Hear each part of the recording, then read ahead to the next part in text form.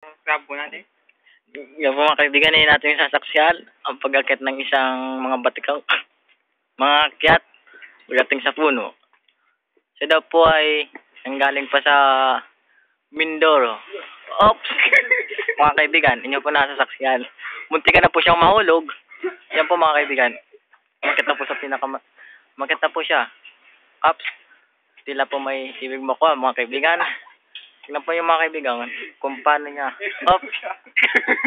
Mga kababayan, inyo pong saksihan ang mga nangyari kabanata. Yan po mga kaibigan. Yan. Tingnan po. At ito naman po ang nasa baba na sila si John Patrick and si Pangit. Ano, magawa ka dyan? Ano kakayaran dito? Mag-isip-isip kayo. Na yun po ang isang humihiwalay sa grupo. Si Jay Akula po yan, payat. Tara po, tayo na. Meron pa. Post mo dyan, post mo na dyan. Oo, ayan. Di mo ya. Nagdating na po ang payat.